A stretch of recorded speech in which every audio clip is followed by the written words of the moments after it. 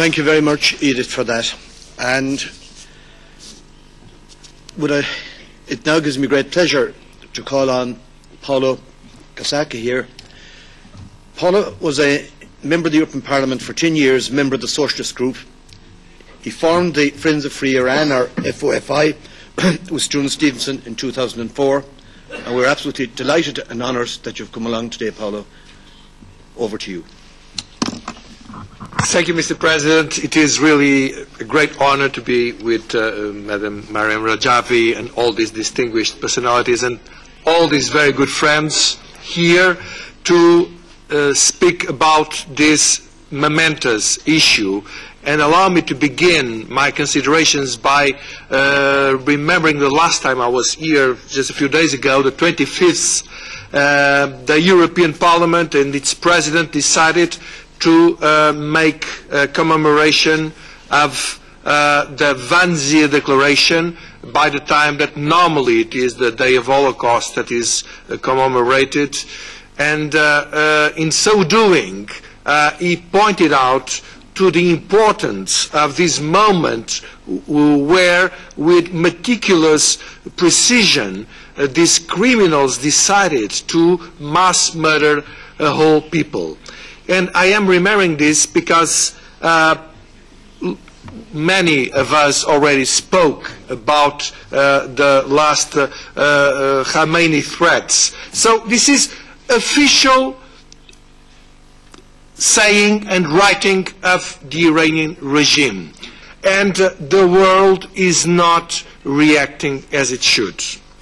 And the reaction to this has to come exactly in Ashraf, because everything is linked. What we are seeing from the Iranian regime, what they are trying to do in Ashraf is obviously a solution that they won't apply everywhere else.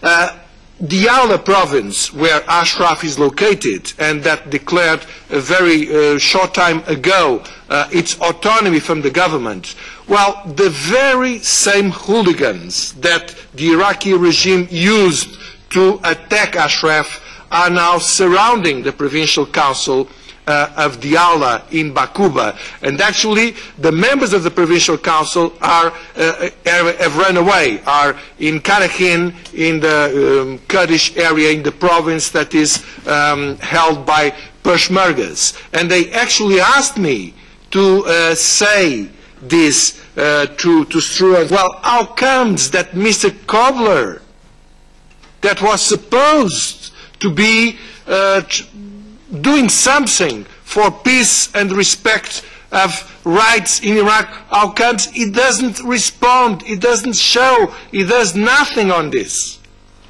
And this is the very same Mr. Kobler that was here, the very same Mr. Kobler that is trying to convince us that we have to accept whatever it comes from the Iranian regime. And we cannot do that.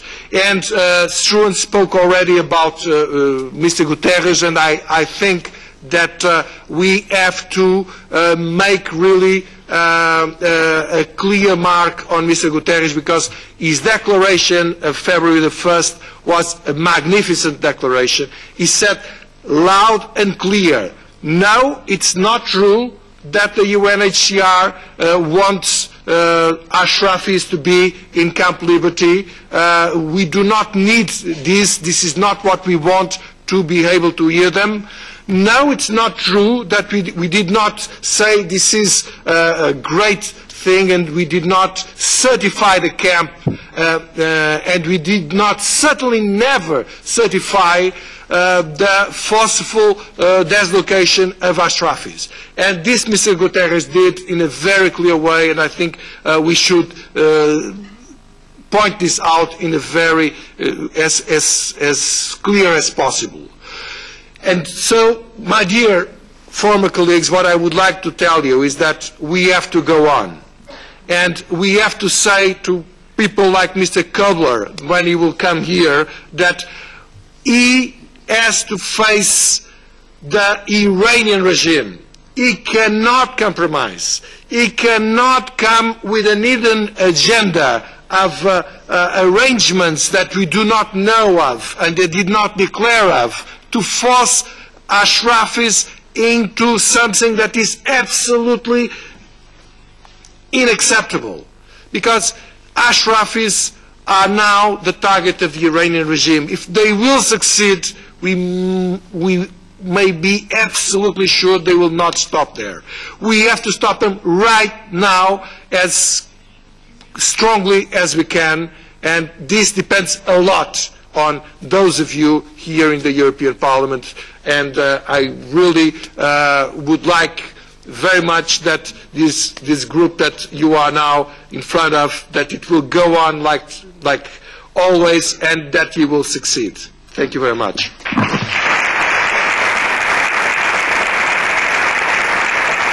Thank you very much indeed, Paolo, for those very inspiring words.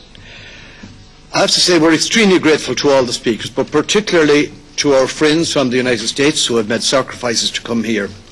To Senator Robert Torricelli, to Governor Howard Dean, to Congressman Patrick Kennedy, and for their pledge to do all in their power, which is very difficult, to change the intransigence and the mindset of the State Department, because therein lies the key.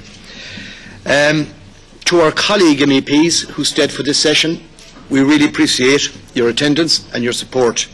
And of course, also to other members who are part and parcel of the wider family that is the support group of the Friends of Free Iran. Thank you.